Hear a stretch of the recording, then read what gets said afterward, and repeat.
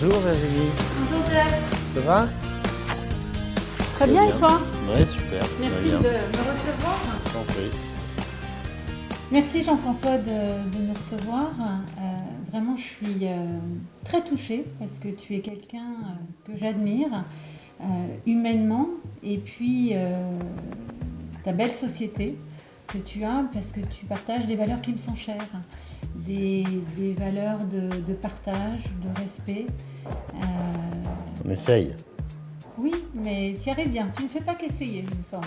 Donc, je suis très honorée. Et puis, tu es le premier, donc c'est un baptême pour moi.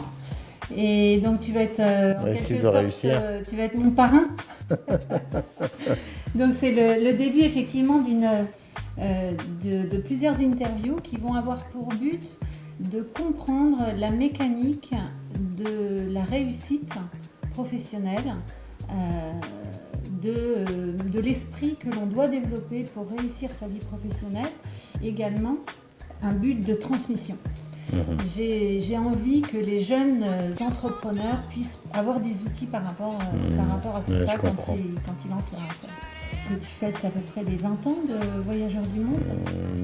Moi, ça fait 20 ans que je la dirige, mais Voyageurs du Monde a 35 ans. Voyageurs du Monde, mais toi, tu es... 20 ans. Tu as, 20 ans, c'est bien ce qui me semblait. Donc tu as à peu près 1200 salariés dans une quinzaine de pays avec 40 nationalités différentes, un chiffre d'affaires de plus de 300 millions d'euros, c'est ça? 360 millions d'euros de chiffre d'affaires. 360 millions d'euros de chiffre d'affaires. En fait, j'ai commencé ma vie professionnelle à 23 ans. À 24 ans, je dirigeais déjà une entreprise. Et aujourd'hui, j'ai 53 ans. Donc ça fait 30 ans que je dirige une entreprise. J'ai jamais lâché, quoi. C'est quoi pour toi le plus grand plaisir que tu peux retirer C'est construire des projets qui ont du sens et qui ont du sens à long terme. Par exemple, ici, on essaie de faire des très très beaux voyages qui donnent beaucoup d'émotions aux gens et de faire des choses qui sont très très difficiles à être remplacées par la technologie, même si nous-mêmes on est des très très gros utilisateurs de technologie. Quand j'ai construit, rénové la maison dans laquelle a habité Gandhi en Afrique du Sud et que j'en ai fait un musée autour de sa philosophie politique basée sur la non-violence, j'en ai ressenti une très grande fierté. Quand j'ai rénové ce vieux bateau sur le Nil qui est un moment d'histoire incroyable, j'en ai ressenti une très grande fierté parce que je me suis dit qu'on allait laisser ce patrimoine de l'humanité touristique à long terme. Voilà, c'est ce genre de choses.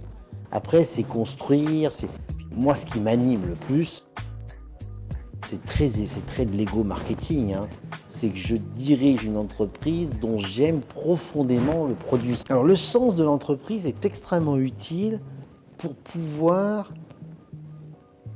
raisons. Elle est très utile pour entraîner les collaborateurs. Donc, quand on a des valeurs très fortes dans une entreprise et que les collaborateurs y adhèrent, on les motive plus, ils sont plus impliqués, ils sont plus efficaces, ils sont plus heureux. Ça, c'est la première chose. La deuxième chose, c'est que ça donne une personnalité très forte à l'entreprise et donc que les clients identifient très clairement qui est Voyageur du Monde et qui n'est pas Voyageur du Monde. Ça a aussi l'inconvénient d'exclure ceux qui ne sont pas en harmonie avec ces valeurs-là. C'est un positionnement assumé, choisi, très fort, à la fois sur le produit, les valeurs et le service, qui est très cohérent, donc sa force c'est sa très grande cohérence. Son inconvénient, c'est que ça ratisse pas large. Voilà. Mais moi j'ai une conviction intime, c'est quand vous montez une entreprise, il y a quelque chose qui est fondamental, c'est qu'il faut que vous sachiez quelle est votre valeur ajoutée réelle, pas de se mettre sur un marché parce qu'il croit et que donc tout le monde en achète, non. C'est quelle est votre valeur ajoutée sur ce marché. Puis ensuite, au-delà de sa valeur ajoutée, c'est quoi qui vous différencie pour pouvoir résister à long terme. Si on n'a pas ces deux éléments-là, on ne tient pas très longtemps. Quelles sont pour toi les 3 plus grandes qualités humaines que doit avoir un dirigeant? Alors, pour moi, la principale, c'est d'avoir un quotient émotionnel très développé. C'est-à-dire, on a beaucoup parlé du quotient intellectuel, tout le monde sait ce que c'est. bien sûr il est nécessaire, mais pour moi dans le monde d'aujourd'hui, dans le monde sensoriel dans lequel on est, dans le monde numérique dans lequel on est, si on n'a pas un quotient émotionnel très développé qui vous permet de synthétiser les informations qui viennent de partout pour comprendre le marché sur lequel vous êtes, d'écouter vos collaborateurs, vos clients, tout en ayant votre propre analyse, vous allez avoir de sérieux problèmes. Moi, je pense que le quotient émotionnel, c'est l'alpha et l'oméga de ce que sera le dirigeant de demain. C'est pas suffisant. Je pense qu'il faut aussi avoir de très fortes convictions. Être à la fois quelqu'un qui accepte la différence, l'écoute, la critique, toutes ces choses-là, d'absorber, c'est relié au quotient émotionnel, mais d'avoir sur certains sujets clés d'extrêmes fortes convictions. La qualité de ce qu'on fait dans les voyages, pour ne pas tomber dans le voyage de masse ou les visites de villages caricaturales à l'Euro Disney, ou la qualité du service dans la relation client avec les voyageurs du monde, ou l'esthétisme général qu'on génère chez nous, ce sont des choses qui ne sont pas négociables chez nous. C'est pas possible. Je suis prêt à aller très loin là-dessus. Puis la troisième grande qualité qu'il faut avoir, qui est la plus difficile, et qui est nécessaire, mais qu'on n'a jamais à 100%, c'est savoir gérer son ego. Les dirigeants d'entreprise qui ont de très fortes convictions, un grand charisme, qui développent des idées, ils ont aussi souvent un ego surdéveloppé, qui parfois les empêche d'écouter les autres, qui parfois les empêche de donner de la place à d'autres idées et d'être capable de changer d'avis. Par exemple, de ne pas se retrouver dans une situation où en fait on n'a que des binouis autour de vous, de manquer de bienveillance parce qu'on se prend pour une star. Ça, c'est vraiment quelque chose qui est très très important. Mais c'est très difficile. Et c'est un travail personnel qui dure toute une vie, qui n'est jamais terminé quand vous mourrez. Moi, il ne m'arrive pas une seule journée dans laquelle je ne dis pas à mes collaborateurs, vous avez raison, je m'inquiète. Tous les jours. Et pourtant, ils connaissent ma détermination et mon autorité sur certains sujets clés. Donc, c'est pas incompatible. Les 3 plus grandes qualités opérationnelles. Les 3 plus grandes qualités opérationnelles. Il faut absolument un minimum de rigueur. Si on n'a pas un minimum d'organisation et de rigueur, ça ne peut pas fonctionner. C'est pas ma qualité principale, même si je suis issu d'une formation scientifique, mais j'étais obligé d'avoir cette qualité. C'est-à-dire qu'en fait, il y a de la désorganisation chez moi, mais elle ne me concerne que moi. Elle n'a pas d'impact sur les collaborateurs. Je me suis arrangé pour être efficace en termes de rigueur vis-à-vis de mes équipes. La deuxième qualité opérationnelle fondamentale qu'il faut avoir, c'est être extrêmement bien entouré. C'est-à-dire que si vous n'êtes pas capable de vous entourer de gens plus forts que vous dans les domaines sur lesquels ils travaillent, et que vous vous entourez comme énormément de managers, d'entrepreneurs le font, de gens moins bons que vous pour pas qu'ils vous fassent d'ombre, alors là, vous allez directement. Ça, c'est. On ne fait rien seul. Donc, ça, c'est vraiment fondamental. Faire en sorte de fluidifier les informations dans les entreprises. C'est très compliqué parce que plus vous grandissez, plus vous mettez en place des process, mais en même temps, il faut rester souple. Il faut aller vite.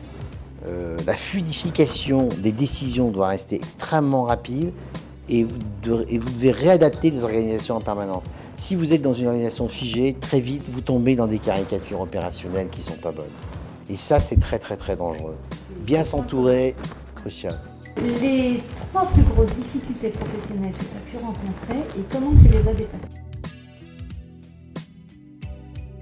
La plus grande difficulté personnelle pour moi, parce qu'elles sont différentes pour chacun, bien sûr, elle est toujours là.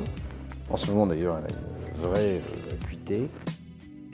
C'est la gestion du temps.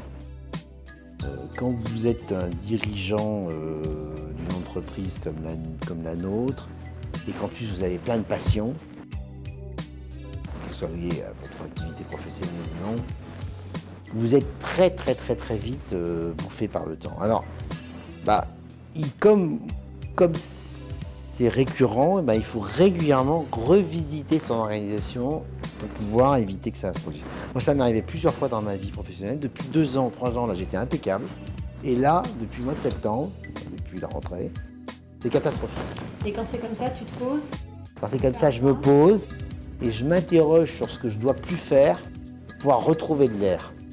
Parce que quand vous n'avez pas d'air, vous n'êtes pas bon. Vous n'êtes pas bon parce que vous êtes oppressé, vous allez trop vite, vous êtes agacé, vous êtes impatient. Tout ça n'est pas bon. Qu'est-ce que tu fais pour prendre de l'air? Je supprime des choses de mon agenda en décidant que ça, je ne le fais plus. Je le délègue à des autres gens et je réorganise mes priorités. La deuxième et troisième chose que je vais les mettre ensemble, qui ont été les plus difficiles pour moi, c'est de gérer mes défauts. Et j'ai 2 défauts, moi. Je suis extrêmement impatient.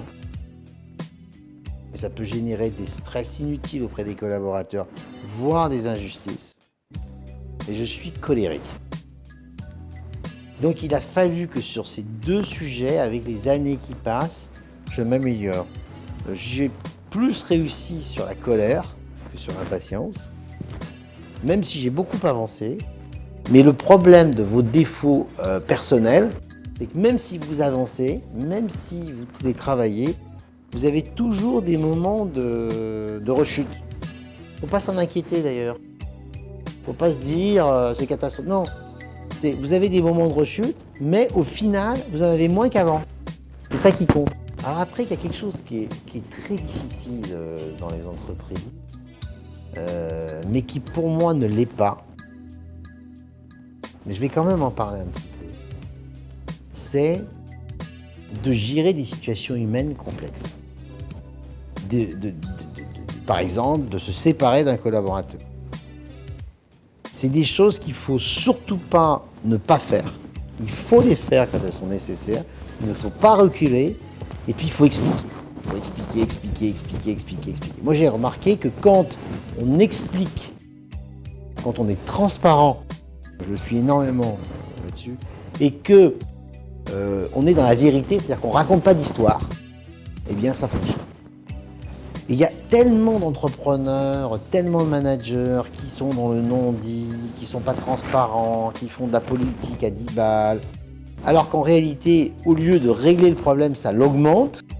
Franchement, pour moi, c'est facile parce que je suis naturellement comme ça, et puis je vais au front.